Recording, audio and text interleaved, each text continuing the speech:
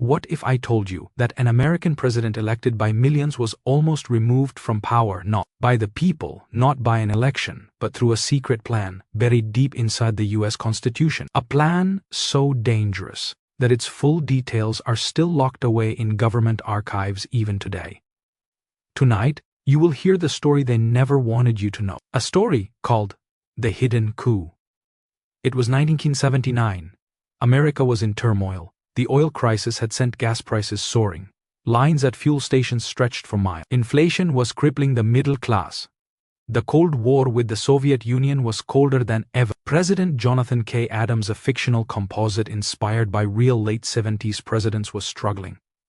His approval rating had plummeted to 28%. Whispers in Washington corridors claimed he was mentally unfit to lead.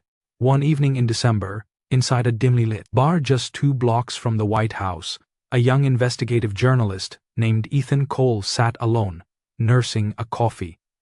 A stranger slid into the booth opposite him. The man was in his 60s, wearing an old army coat. His voice was hoarse, almost trembling. "You don't know me, but I know you've been digging into the president's mental health rumors. If you want the truth, meet me tomorrow. Midnight, Lincoln Memorial. Come alone." Before Ethan could respond, the man was gone, leaving behind a small brown envelope. Inside were 3 words, typed on old paper: 25th Amendment. Ethan knew the 25th Amendment, added to the Constitution in 1967, allowed the Vice President and a majority of cabinet members to declare a president unable to discharge the powers and duties of his office.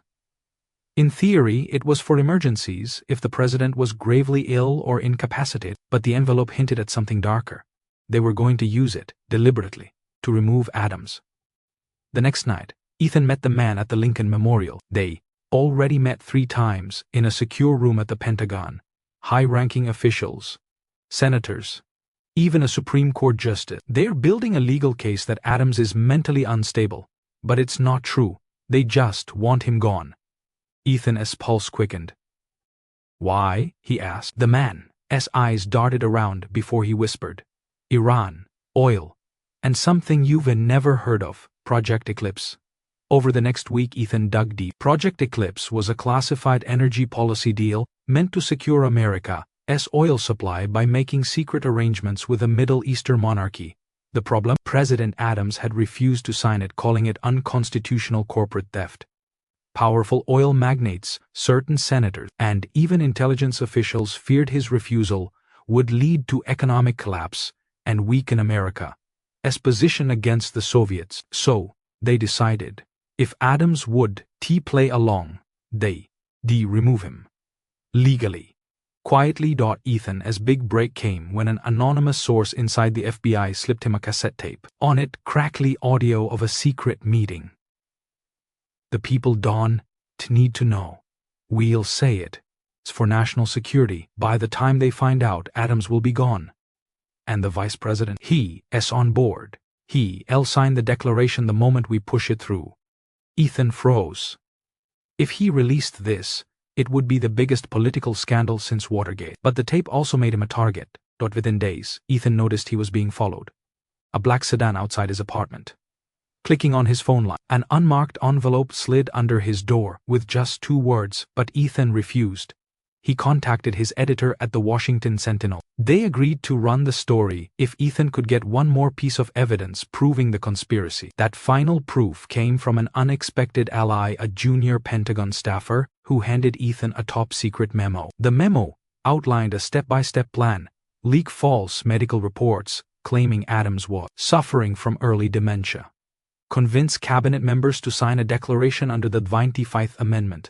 Have the vice president assume office temporarily, then make it permanent. At the bottom of the memo, the name of a sitting Supreme Court justice. Ethan knew this was bigger than politics. It was a silent coup. 2 nights before the plan was to be executed, Ethan faced his greatest fear. A man broke into his apartment not to steal but to warn. "Intruder, if you publish, you won't live to see the paper hit the stands." Ethan stared at the man, heart pounding. "If I don't publish, America might lose its democracy." On the morning of January 15, 1980, the Washington Sentinel hit the streets with a headline in bold red letters: secret plan to remove president. The nation erupted. Congress was forced to hold emergency hearings. The conspirators denied everything, but the tapes and memo shook the public's trust. The coup never happened, but no one was ever prosecuted. President Adams finished his term but was politically ruined. Ethan was hailed as a hero by some, and a traitor by others. The classified files on Project Eclipse were sealed under National Security Directive 81, with a release date set for 2030. And somewhere, deep in a Pentagon vault, the original coup memo still lies, its details never fully revealed to the public. History books tell you what happened, but the truth is often what almost happened.